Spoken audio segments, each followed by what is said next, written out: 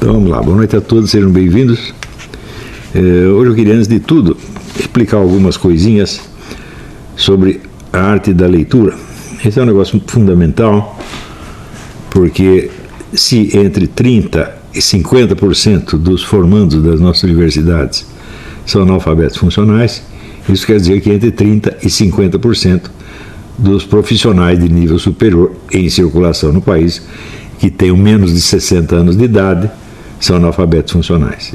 Este é o dado principal em qualquer discussão sobre qualquer coisa no Brasil, porque é a opinião que você vai ver circulante, é a opinião dos jornalistas, de professores universitários, de advogados, de engenheiros, de médicos, de gente de formação superior. Então, portanto, você está ouvindo 50%, ou, na melhor das hipóteses, 30% de opiniões de analfabetos funcionais. Você imagina o que pode dar qualquer discussão baseada nisto. Quer dizer, a discussão entre ineptos, incompetentes, palpiteiros e, no fim das contas, vigaristas. Porque o sujeito que recebe um diploma superior, percebendo que ele não está entendendo o que ele está lendo, tá certo? Então é evidentemente um vigarista. Então a discussão de qualquer problema no Brasil, ela é crime, não é nada mais do que crime, tá certo? Eu acho que se fosse possível fazer algo contra isso, o povo deveria se rebelar, porque tudo isso está sendo pago pelo trabalho do povo brasileiro. Seja através de mensalidades de escolas privadas, seja através de impostos escorchantes com os quais são alimentadas as universidades federais e estaduais. Tá certo? Então, tudo isso aí é evidentemente um roubo, é um escândalo, é uma monstruosidade. Pior, esta é a causa de todos os problemas brasileiros. Por que nós temos problema na economia, na administração, na agricultura, na segurança pública, na saúde pública? Por quê? Porque 50% dos encarregados de mexer com isso são analfabetos funcionais. O que não quer dizer que os outros sejam gênios, né? Você pega os outros 50%, bom, não são analfabetos funcionais. Mas qual é o nível de qualificação? Pense bem, qual é o nível de qualificação médio de uma instituição de ensino que produz 50% de analfabetos funcionais por ano? Quer dizer, que rigor ela tem no exame dos seus candidatos? É evidente que nenhum. Portanto, aqueles que foram aprovados e que não são analfabetos funcionais, provavelmente estão muito abaixo do requerido para o exercício da profissão, embora não cheguem a ser analfabetos funcionais. Nós podemos julgar isso aí pelo fato de que os estudantes do secundário tiram sistematicamente os últimos lugares nos testes internacionais. O que significa que todos os ministros da educação dos últimos 50 anos são todos criminosos, deveriam estar todos na cadeia. Todos eles são culpados disso aí. Outro dia houve uma reunião deles, ex-ministros, né, desde o tempo, sei lá, do Goldenberg, né, o Cagade, todo mundo, Paulo Renato, né, aquele que quando os meninos tiraram o último lugar, disse, poderia ter sido pior. O sujeito diz uma coisa dessa e não é demitido imediatamente. Né? Então, a coisa está ruim desde o ensino primário até o último, até o superior. Não é isso? Agora você imagina o que significa então esses títulos de mestrado e doutorado e o negócio da revisão pelos pares. O que significa uma revisão pelos pares feita por 50% de analfabetos funcionais? Quer dizer, o analfabeto funcional está julgando o trabalho do outro que ele não consegue ler. Não é isso?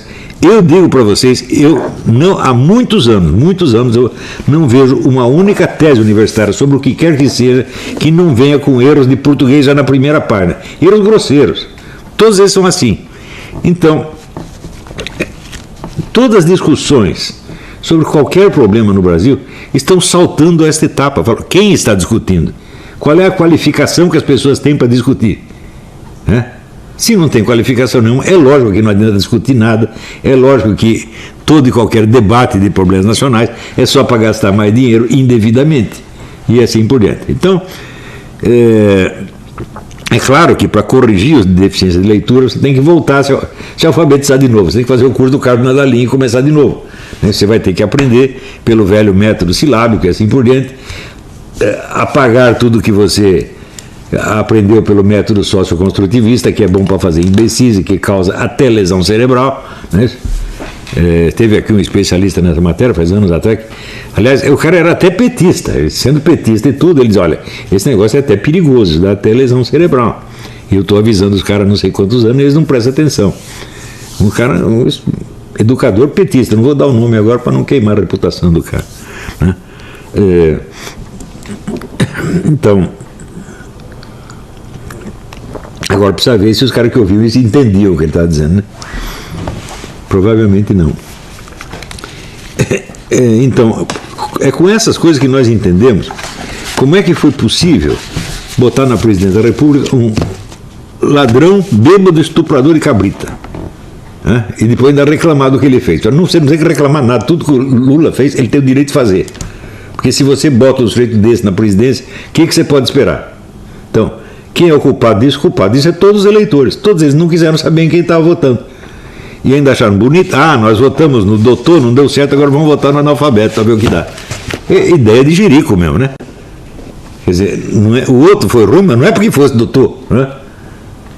O Fernando Henrique Cardoso é obviamente um pseudo-intelectual. É um fingido, ele é um cara que se finge de intelectual e tem o que ele chama de postura. Postura, no meu entender, quem tem é galinhas, tá entendendo? Agora, ele veio lá com a postura, né? Eu acho esse um palhaço inepto, incapaz, né? Esse aí não daria para aguentar 5 minutos de discussão comigo. Por isso mesmo ele não vem, porque não é bobo, né? Louco sim, pero não tonto. Então, mas não podendo reeducar os meus alunos, realfabetizar os meus alunos, eu posso pelo menos dar algumas dicas essenciais sobre o que é a leitura no nível superior. O que é a leitura no nível universitário? Eu asseguro para vocês, não há educação universitária no Brasil. Eu asseguro para vocês, o único sujeito que eu conheço que obteve uma formação universitária sou eu. Essas coisas que os caras não têm, não é formação universitária de jeito nenhum. É uma imitação grotesca. Se você pensar, você acha que o Cagade teve educação universitária? É claro que não. Claro que não, né? Você acha que o Emir Sader teve? Não existe isso. Um cara não pode ter educação universitária e escrever Getúlio com LH. Não é possível. Simplesmente não é possível. Isso não acontece no universo físico real. Tá, né? E assim por diante, né? Um educador que diz cabeçalho, escreve cabeçalho em vez de cabeçalho. Cabeçalho é uma palavra que é usada no ensino o tempo todo. Quer dizer, ele leu essa palavra pelo menos 1 milhão de vezes e não aprendeu a escrever. Falou, o que é isso? Esse é um fenômeno. Né? É um fenômeno de inépcia, assim, raramente observado no mundo. Né? Então, para alcançar o Brasil nesse concurso de inépcia, os outros países têm que se esforçar muito para chegar nesse ponto. Né? Isso aí, eu repito, isso é a causa de todos os problemas brasileiros. Não adianta você discutir determinados problemas, porque eles não são problemas em si, eles são efeitos disso aí, é efeito da inépcia geral. Né? Então, as opiniões circulantes, muitas vezes, são feitas pela mídia, e a mídia é escrita por analfabetos funcionais, isso aí não tem a menor dúvida. Então as pessoas aceitam, né? Coisa, por exemplo, outro dia eu ouvi o general Heleno dizendo uma coisa, eu gosto muito do general Heleno, tenho o maior respeito por ele, é um homem muito correto, muito honesto, digno da nossa confiança, mas isso não quer dizer que todas as opiniões dele sejam verdadeiras. Ele dizendo, agora nós seguimos uma política pragmática no nível internacional, nas relações internacionais nós somos pragmáticos, não ligamos para a ideologia. Nós seguimos então a orientação do ex-ministro Saraiva Guerreiro, que todo mundo reconhece, foi um gênio da diplomacia. Ele diz, olha, peraí, o que você está dizendo o seguinte, existe por um lado as negociações, o dinheiro, e por outro lado existe apenas divergências de ideias, blá blá blá ideológico. Você acha que é assim mesmo, né? Você acha, por exemplo, que as ações da China para conseguir o domínio do resto do mundo são só blá blá blá ideológico? Você acha que a formação dos impérios é blá blá blá ideológico? É só divergência ideológica? E que perto do comércio tudo isso se apaga? Ou você acha, ou você não entende que tudo que um império como a China faz em matéria de comércio está dentro de um plano muito maior de dominação mundial? E que os interesses comerciais estão subordinados a uma coisa mais básica, mais importante e mais material? Ou você acha assim, o dinheiro é mais material do que as armas? Do que o poder militar? Será que você acha mesmo, né? Quer dizer, o comércio predomina sobre os fatores militares. Ora, meu Deus do céu, se o comércio predominasse sobre os fatores militares, jamais teria havido uma guerra no mundo. É uma coisa muito simples, porque toda guerra vai contra os interesses comerciais. No fim, pode até dar o lucro para um, para os outros vai dar tudo prejuízo. Vamos dizer, o que a Alemanha ganhou com a guerra? Segunda Guerra. Perdeu tudo, meu Deus do céu. O que a Rússia ganhou? Ganhou poder militar, sem sombra de dúvida.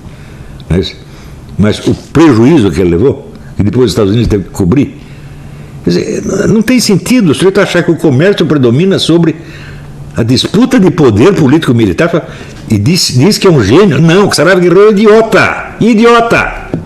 É o cara que acabou levando o nosso governo, supostamente direitista e conservador, a ajudar Cuba a invadir Angola. Cuba foi matar um bocado de angolano lá com dinheiro, armas e assistência técnica do Brasil. E o pessoal fala dos crimes da ditadura, ninguém lembra desse crime, porque esse os favoreceu. Você acha que o cara que fez isso é um gênio? Não. E esse negócio de pragmatismo versus ideologia, isso é uma estupidez. Porque, vamos dizer, entre o comércio e o restante, você chamar todo o restante de ideologia. Agora, ideologia o que é? Um discurso justificativo de uma política. Ele só pode existir se essa política existir.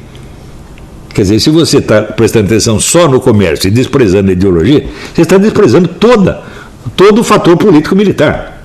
Você está desprezando o fator do poder, que é muito mais básico do que qualquer dinheiro que você tenha. E eu sempre dou o exemplo, quando um menino de rua assalta o sujeito na esquina, o sujeito tem mais dinheiro do que ele, ou não? O menino veio com um revolvinho, pronto, assaltou. Ele assaltou porque o outro tem o dinheiro, mas ele tem o poder, ele tem a força. O único poder efetivo que existe é o poder de matar. E ele custa muito barato. Os russos costumavam matar os caras com um tiro na nuca. Um tirico de calibre 7.6, que era a arma que eles tinham. Acho que é Makarov, a pistolinha russa. Quanto custava? Isso custava nada, pô. O alemão que prendia um monte de judeu no coito, soltava um gás lá, 10 minutos, pronto, morreu todo mundo. Gastaram muito dinheiro com isso? Nada. Então, o poder de matar é mais decisivo do que qualquer outro poder. E é incrível que um general que teve a formação para raciocinar sobre, diga isto, que o que importa é o pragmatismo. O que eles chamam de pragmatismo é isso, é dinheirismo apenas. Ou seja, agora nós precisamos vender galinha para os árabes, então nós não podemos dar muita atenção para Israel. Eu digo, tá bom, e quais são os planos que os árabes têm com relação a nós aqui? Qual é a articulação entre os árabes e a China, e a Rússia, e os Estados Unidos? Onde está tudo isso? Essa sua bela negociação comercial, qual é o quadro político-militar no qual ela se desenrola? Nós não queremos saber. Entendeu? Então, isso aí, eu não acredito que houve nenhuma má intenção do general dizer isso, mas isso é um erro monstruoso criado pelo quê? Pela mídia. A mídia que o induziu em erro. Ele não examinou a coisa devidamente. Então, isso aí é uma deficiência de leitura, na verdade. Você se deixa impressionar pelas palavras pragmatismo. Pragmatismo quer dizer um negócio prático, que dá certo, que enche você de dinheiro. E ideologia quer dizer só um blá blá blá. Mas isso é o significado é o sentido verbal das palavras que você está usando. É o sentido dicionarizado das palavras. Não é a realidade que corresponde a elas no mundo. Não é o referente, é o significado e não o referente. Então você tem o signo, você tem o significado, que é um conjunto de outras palavras que explica o que você quis dizer com aquilo, e você tem o referente, que é o objeto, a coisa ou o fato ao qual isso se refere no mundo real. Então, o pragmatismo versus a ideologia parece uma coisa muito boa, mas só no nível do significado, sem o referente. Então, quem lê baseado só em significado, sem o referente, não sabe ler. Isto é a coisa básica. E nós encontramos essa deficiência, às vezes, em pessoas intelectuais de fama mundial, onde eles dizem coisas que parecem razoáveis. Se você vê pelo significado das palavras, parece que está dizendo uma coisa muito razoável. Mas quando você pergunta, mas qual é o referente? A que isso se refere no mundo real? Daí você tem que fazer... Quando você lê na primeira vez, você tem uma impressão de concordância ou discordância. Quer dizer, você diria essa mesma frase ou não diria? É esse o ponto. Gostei da frase, eu diria, faria minha esta frase. Ou não gostei. Tá certo? Só que essa reação está no nível meramente verbal. Você não testou as coisas e fatos correspondentes. Você só testou o seu desempenho verbal. Você diria a mesma coisa ou não diria a mesma coisa? Você pode se sentir bem dizendo aquela coisa, ou pode se sentir mal. E isso chama-se concordar ou discordar. Veja, concordar quer dizer que concórdia, são dois corações. É uma reação emocional. Né? Meu coração concorda com o seu. Sentimos igual. Até aí, o fato, a coisa que se refere, não entrou na história de jeito nenhum. São apenas dois corações que se amam ou se repelem. Né? Então, enquanto você está nesse nível, você não está entendendo nada. Então, como é que você faz para saltar em cima deste problema? Você tem que usar um pouco de imaginação para você tentar fazer com que aquela frase se transforme em realidade. Como é que eu faço para isto ser uma realidade? Para isto acontecer no mundo dos fatos? E quando você tenta fazer isso, você vê que muitas frases que você gostou e que você concordou são coisas inteiramente absurdas. A primeira coisa que pode acontecer é ela ter, dentro da construção em que ela é empregada, dentro do raciocínio em que ela é empregada, ela ser contraditada por outra frase. Então aí você tem uma contradição lógica. A contradição lógica não quer dizer que a coisa está errada, quer dizer apenas o seguinte: o sujeito não disse nada. Porque se ele disse sim e depois disse não, não dá para saber o que ele disse, então quer dizer que aquela coisa pode ter agradado você, mas não tem a mínima importância, não significa nada. Então podemos passar para o próximo problema, que esse aí já não deu nada. Isso pode acontecer. Mas às vezes você não tem essa contradição. Às vezes você tem uma contradição entre o que está sendo dito e um fator externo, que é as condições de realização daquilo. Ou seja, o que o sujeito está dizendo parece lógico, não tem contradição, mas é contraditório com o que aquilo precisaria para poder existir. Ou seja, aquilo não pode existir.